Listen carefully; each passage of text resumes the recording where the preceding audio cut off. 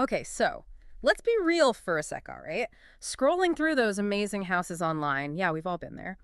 Picturing yourself like hosting these amazing dinner parties, relaxing in your dream kitchen, then bam, reality hits.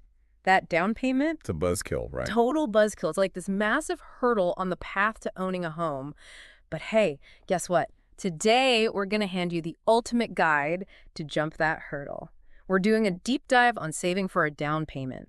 And trust me, this is not your typical budget better lecture. We've got some really cool insights here. We're going to be checking out this chat between two podcast hosts. One of them's practically a financial wizard. They break the whole saving thing down into totally doable steps. Yeah, and the interesting thing is right off the bat, they stress knowing your target down payment. It seems kind of obvious, Oh. but you'd be surprised how many people just start saving without a clue how much they're actually aiming for. It's like you wouldn't start a road trip without knowing where you're going, right? Like, are we talking a quick trip to the next town or a cross-country adventure? Totally. And the source we're looking at, they even give an example, a $300,000 house. Depending on your mortgage, you could be looking at anything between $9,000 and $60,000 for a down payment. Whoa, huge difference. Huge, right? That just shows you why being clear about that specific target is so important. It's no longer some vague amount. It becomes this real, achievable goal. Exactly. It's like, okay, I can actually do this. So you've got your magic number. Now, how do you start putting that money aside? I mean, no one wants to live on ramen noodles for the next 5 years. Am I right? Well, they don't shy away from the dreaded B word, budgeting. Yes, budgeting. But hold on, it's not what you think. They go beyond the basics, talking about a detailed budget that tracks every single dollar coming in, Yeah. and more importantly, every dollar going out. Right. So it's not just about knowing your income. It's about understanding where it all goes. Like that morning latte. Yeah, exactly. They actually talk about those sneaky expenses that can really add up, like daily coffees, those forgotten subscriptions you're still paying for, that impulse buy aisle at the grocery store. Oh, yeah. It's way too easy to get sucked in. Yeah. So we're not saying no more fun. No way. It's about making conscious choices.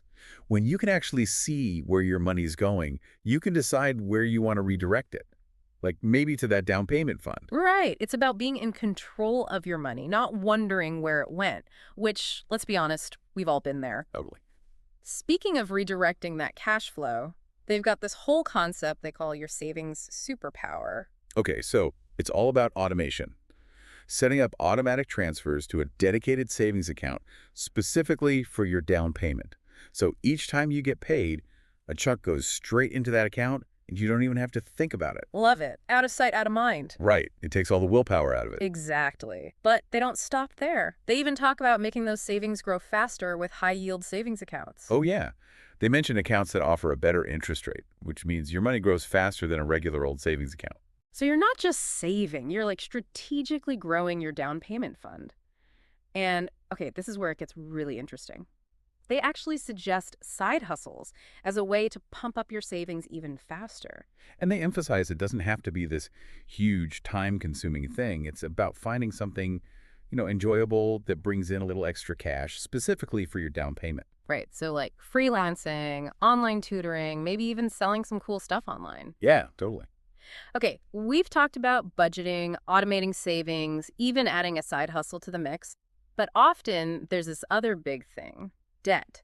How do you balance paying down what you already owe with saving for a down payment? And that's where their advice gets seriously strategic. They say prioritize that high-interest debt first, things like credit card debt. Those rates can be brutal, often 18, 25%, sometimes even higher. That can totally eat away at your savings. Yeah, it's like trying to run up a down escalator. You're working hard, but that high interest is constantly pulling you back. Seriously, it feels like you're throwing money into a black hole sometimes. But here's the interesting thing. They don't say you have to put everything on hold until you're completely debt-free, especially if you've got low interest debt like student loans. Right, because waiting to be totally debt-free before even thinking about a down payment, that could take, well, let's just say it could add some serious time to your timeline. Oh, yeah, for sure. And they make this really important point about good debt versus bad debt. They argue that some debt, like taking out a mortgage, can actually be a good thing. It's an investment in your future. So it's not about living a completely debt-free life. It's about being strategic with the debt you do have. Exactly. And that's where their whole approach to saving with debt comes in. Focus on those high-interest debts first, but keep putting money toward your down payment fund, even if it's smaller amounts. So it's all about finding that balance, right? Yeah. Tackling those budget killers, those high-interest debts, while still making steady progress towards that down payment. And this is where I think their advice really clicks. They give you these practical, easy-to-follow strategies that anyone can actually use. Totally. And it's not just telling you what to do, they explain why it works. Like they talk about the psychology behind automating your Oh, savings. interesting. Yeah. When you automate it, your brain kind of tricks itself into not even missing the money. It's a mind game, but it can really make a difference. It's like they say, you can't spend what you don't see, right? Exactly. But let's be real, sometimes life throws curveballs, even with the best budget and automated savings. Unexpected expenses happen. Maybe your income takes a little dip. That's where the side hustle comes in, right? Absolutely. It's like having a financial safety net. And they emphasize it doesn't have to be this forever thing. Mm. It could be temporary just to help you reach that down payment goal faster. So instead of thinking of it like a chore, think of it as a shortcut, a way to get to your dream home sooner. Yeah, I like that. And they've got some pretty creative side hustle ideas too, like starting a blog, becoming a virtual assistant, even renting out a spare room on Airbnb. Those are great ideas. It's about using your skills, using what you have to bring in a little extra cash. I mean, yeah, it might be a little uncomfortable at first, stepping outside your comfort zone, but the payoff, that's huge. It's a faster track to owning your own place. You got it. And that's what I think is so great about this source. It's not about cutting yourself off from all the fun stuff or sacrificing your whole life. It's about smart choices, consistency, and finding those creative solutions. It's about taking charge of your money, not letting it control you. And what really stood out to me? They talk about the power of taking small, consistent actions. It's like Rome wasn't built in a day, right? Saving for a down payment, it's a marathon, not a sprint. Totally.